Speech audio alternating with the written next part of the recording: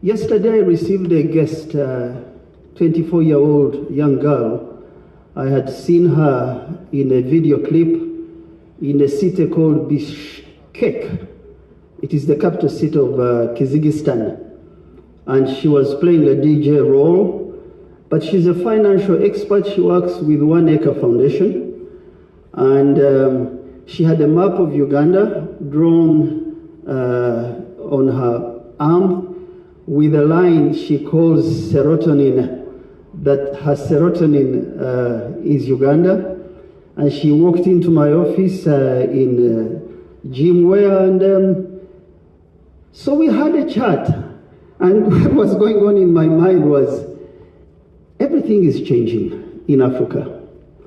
Everything is changing. The technology we are using today won't be the next 20, 30-year technology. Populations are changing. The needs are changing. Resource constraints are either getting more difficult or opportunities are getting available. Distribution channels changing. So this young lady for me was the future, the sign of the future, the customer of tomorrow.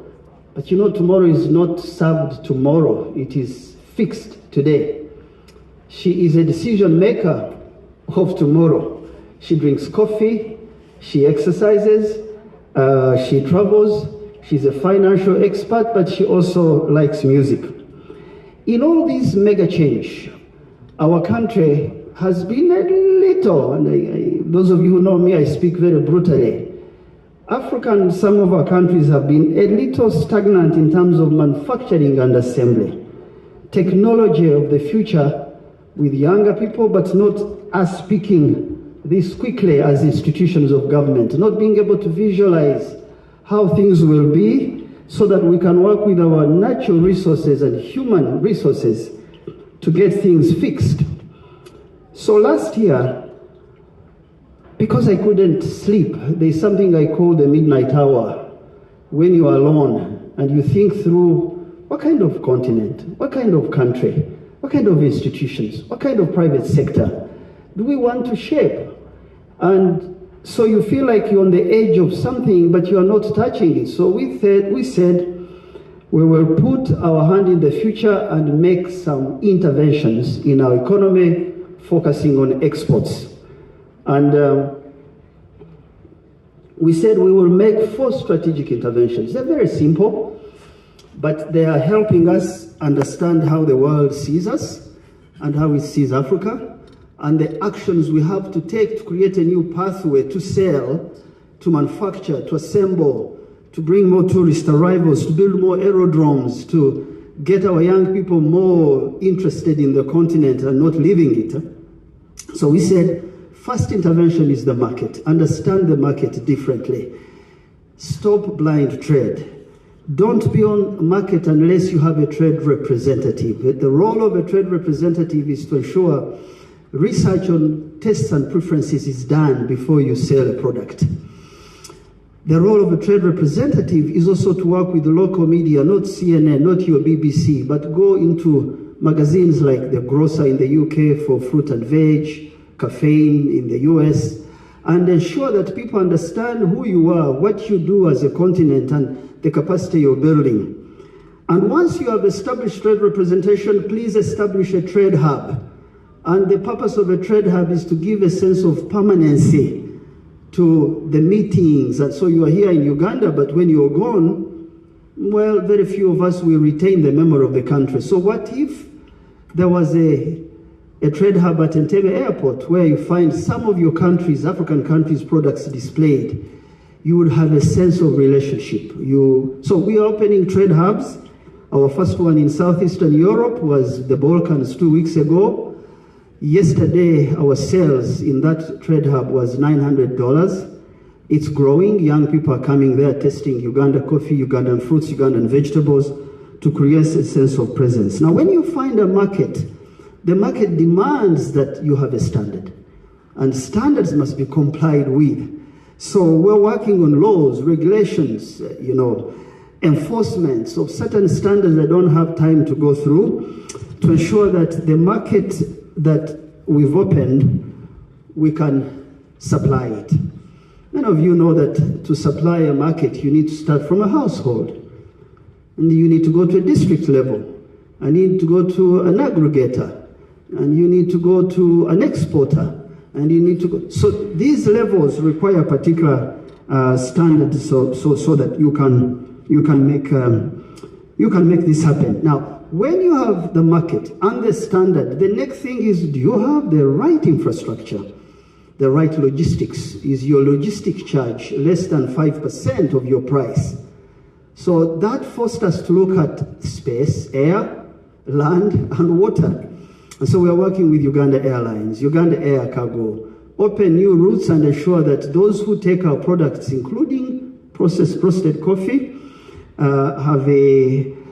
have options so that it's not just restricted. So we're looking at vessels. Those of you who are non-Ugandan, I don't want to bother you with some of the interventions we're making. And then finally, when you have the market, the standard, the infrastructure, you need the oil in the engine, and it's called export credit funding.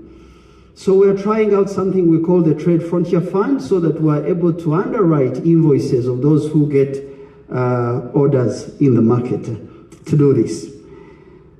And so when I was asked to speak here for these few minutes, I thought, what do you say to coffee people? If you've seen this video, coffee is the centerpiece because coffee is tourism, coffee is grains, coffee is entertainment, coffee is culture, coffee is everything. For the last 1,500 years, we've used coffee as a sign of friendship. I watched that growing up because I'm not a city boy. I was born in a village. I know the meaning of coffee. But we opened a hub in Southeastern Europe, and we're saying, whatever we buy from you, we should have a conversation on what we sell to you. And we can't sell to you green beans. Our insistence is that if you sell to us $10 worth of products, let's sell you $8 worth of our own products. So allow us to take processed products in. Why? Because if you look at 86% of all our coffee that goes into 6 European countries, which you know better than me, the 10 roasters who make $55 billion and above, none of them is in Africa. None of them is in Uganda. And they are diversifying their product portfolios. They are making mergers and acquisitions. They are strengthening their R&D so that there is protection of that market. Sometimes I think if this coffee was a product from the Northern Hemisphere, and the Northern Hemisphere is going through what we're going through, maybe there would be war. Maybe there would be something else to not allow a strategic raw material extracted completely without leaving traces of it on the market. So we're basically saying, is there not a possibility that we can have a conversation? Let's say Lavazzo, which signed with Pepsi Cola and took up stock there, and they're with Yum China. Can we not have some roasting capability in Africa to ensure that 20-30% of this strategic raw material, part of it remains with the 1.8 million households that I know in Uganda that do this, 12 million people who depend on this, 530 something hectares of this product, but extraction leaves us with limited value. But how will they do it unless they test your coffees? That's the purpose of a trade hub. We think that we can have conversations around the product we have on the market to do this. I was on the road trying to deal with culture change, trying to inspire young people to start businesses that can roast at home, to not be insignificant, to not feel that we have less brain cells like others. We have all the resources. We have the money.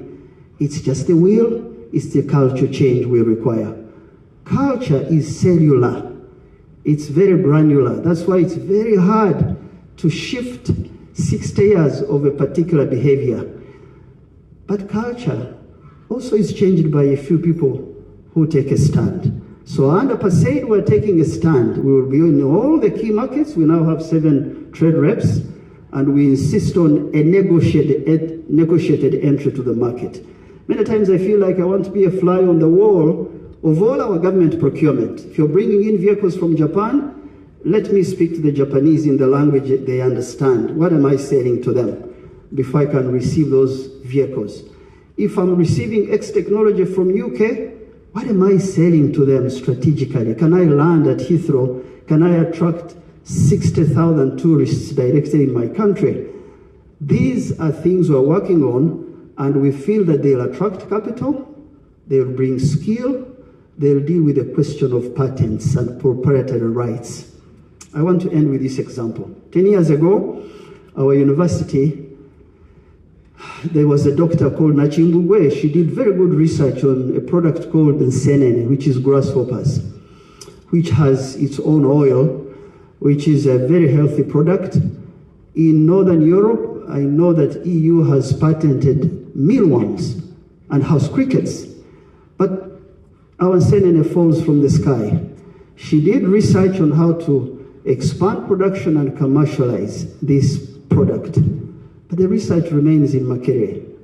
We need to integrate this in our thinking, integrate it with coffee, ensure that R&D, patents, that's the heart and soul of tomorrow's economy. Thank you. God bless you. How the government would support some significant investment in valuation, the way that Mr. Melhamza told us that is done in Germany, because it's impossible for an African to be a Ugandan entrepreneur to be competitive if you are borrowing at very high interest rates, and yet you are competing in a market where people have extremely low interest rate. Thank you, sir. I'd like to ask Rwabwogo again, given the last point the gentleman from Guatemala told us, would you think that it is useful at this point to ensure that UCDA is strengthened rather than appearing to be in a body-balanced position? I want to clarify a bit. At the moment, it looks as if the institution of UCDA is not as clear as it should be in terms of being a strong institution and assured of a future. Do you think that, given what we've been told, this is the point when perhaps the state could come down decisively and tell us that UCDA is there to stay, or at least an institution, because we are talking about strengthening the institutions that help with adding value to coffee? Yes, thank you very much. And my name is Gilbert Washal, the General Manager of Okoro Coffee Growers Cooperative Union from West Nile. My question goes to Mr. Rwabwogo. He talked of strengthening research and development and also patenting the innovations. So my issue is there any policy incentives for innovators so that the research product can be commercialized and more products can be developed out of the research? In this case, we are looking at not keeping the research outcomes in the library or in the laboratories, but motivating the entrepreneurs and innovators to come up with a product that they can commercialize and brings more revenue to the country. Is there any policy incentive? Thank you very much. The two people have spoken. I know them. We know each other. And I know they're looking for some views on that I hold in that area. But let me clear the undergrowth first. When we speak of roasting at home, we're not being sentimental. We're not being politically correct. We're not trying to say, oh, we are also in the room. No, not at all. You also need to know that for me, when I hear coffee is the birthplace of coffee is Africa, thank you. But I also know the birthplace of Christianity is Europe. And today's Christianity in the South is 64% or 70%. And Christianity in the North is somewhere around 18-20%. Being a birthplace of something does not make you unique. Other people can take it up. You need to do more to remain relevant across generations. So when we say roasting at home, we are saying strategy. And that's why I like this African Coffee Organization. I thought they bring us in the war room of strategy. Because strategy is about setting a direction. If you don't want to go to the true north, you want to go to the east or to the south, but you must decide in terms of strategy where you want to go with this asset called coffee. Number 2 strategy is about agreeing on a destination. How will I look by the time I arrive at this destination? Number 3 strategy is about having the right language, because language carries meaning. Because if we confuse roasting at home with, for example, we don't have labs, the cost of testing is high, okay, we understand. The cost of reagents in UK are 10%, 50% less than the cost of testing in Uganda. We don't have enough access to materials. So these things, we know them. So when we say adding value at home, what we truly mean is that we want to co-invest as nations, as institutions, as firms. We're not scared of sitting across the table, if you allow me to use this example, because it doesn't seem like, sounds like there's scare about talking about this, and I don't know why. I want to sit across the table with Nestle and say, what kind of testing infrastructure do you require in Africa that really gives you the quality product you want? What kind of logistics and infrastructure do you require? What kind of political stability do you require? Because Lugard came here in 1892 and went to Malawi and went to Nigeria. There was no road. But he created a small country around this Lake Victoria and began taxation and created the necessary infrastructure to export coffee, to export cotton. That infrastructure can be expanded to take out a finished product. So for me, I came here because I feel that this organization can give us a conversation that is genuine about ourselves and what we need to do about the economy of tomorrow with this strategic resource that we have. I just wanted to clear that. So it doesn't mean that we're not increasing the growing of coffee. We should. It doesn't mean that we're not investing in the value chain. We should. It doesn't mean that we're not looking for segments and doing tests and preferences and growing domestic. We should. All those things should be done, but we should agree on value at home, creating the necessary infrastructure for the next generation, because they will drink coffee than our generation, just the way I drink coffee more than my father. My father didn't drink coffee, I take 8 cups a day. What will my son and daughter do? They will want it differently. That's what we mean when we talk about roasting at home. So let me answer these questions quickly. What are your views on financing value addition? So we're not scared of thinking, because thinking is profound. If you don't think, someone will think for you. And so what we've done quietly in Uganda, against all protestations, against all insults, is to say, look, how about we create a fund? Instead of giving Solomon $500,000, give Odrek $1 million, how about we create a fund? And this fund, government puts some equity.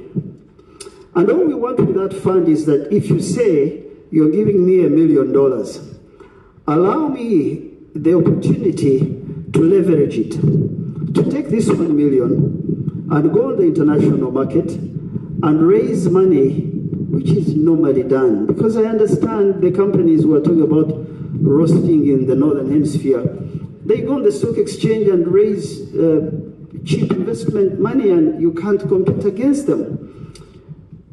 But in my language, we say you shave the hair the way the head is. So if I take this $10 or $12 million as a country, I can raise 10 times. I can trade with these people, many of you who understand finance know what I'm talking about, and raise money to invest in the coffee value chain and start from the tree until the cup, because there are so many jobs. I know a very district I like very well called Sironko, sub-county called Busedan, where they grow AA Arabica. The jobs that you take from Busedan up to say Switzerland can be compressed by using this fund. And this fund would be 1 percentage point. It revolves as long as we are able to leverage it and trade and match it. We're getting somewhere in Uganda doing that. We will be making an announcement, God willing, by end of September on what we are doing, not just to help coffee companies get to the market, but also have money to deal with the problems that make us feel incapable. Now, we're not doing it for coffee only, as you say, you have seen. I'm doing 13 sectors. I only have 65 exporters that I've talked to and really try to get into the trade hubs. But I'm looking for 1,000 of these. I'm looking for a catalog that gives me 20,000 exporters that can drive the value of these other products that are like coffee. That's what we are trying. In the media, there's a principle they call try or balloon. You throw a stone in the bush to see what comes out. We're trying this because we are not scared of thinking differently. And we haven't been talking about it very much because we know it's not liked, because of the cultural complexes we have when how we raise funding. So my brother Kauma, that's what we're trying to do, and we can talk about that off the microphone. The second question was, what is your view on strengthening UCDA?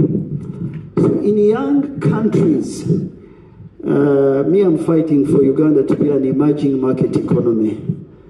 My feeling is that if I can match Bangladesh, maybe Taiwan has left me because they export vehicles to the US. We're dressed in their shirts and we drink their coffee. Maybe Brazil. If I can be in the rank of emerging market economies that people begin to think about, then I am able to now not make a road and drive on it. Because that's what we're doing with our institutions.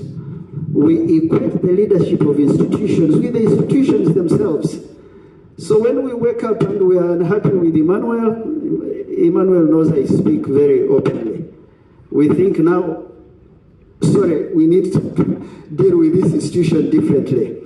But institutions are the way you create trust and confidence, are the way you build leaders. So I am for strengthening UCDA.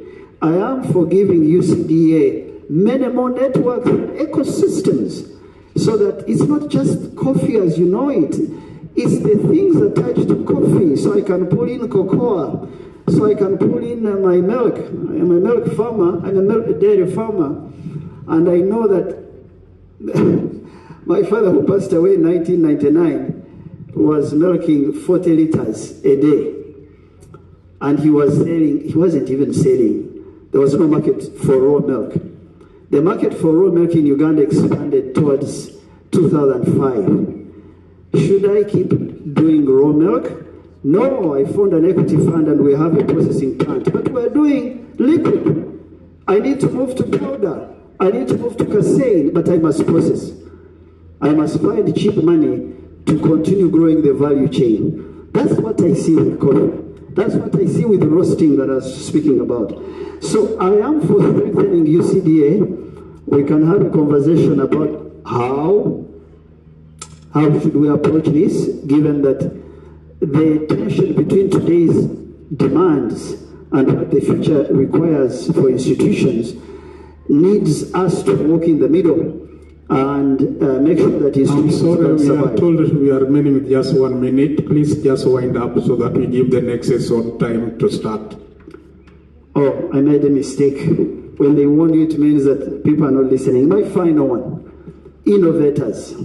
Innovators. What's the strategy for R&D and commercialization? So what we've done is work, first of all, there's the Ministry of Science and Technology. So we've taken its leadership and taken Makerere University and taken a lady who does banana flour, and we are creating a small team to look at R&D and ensure that we can commercialize some of those things that you are speaking about that you have a problem with.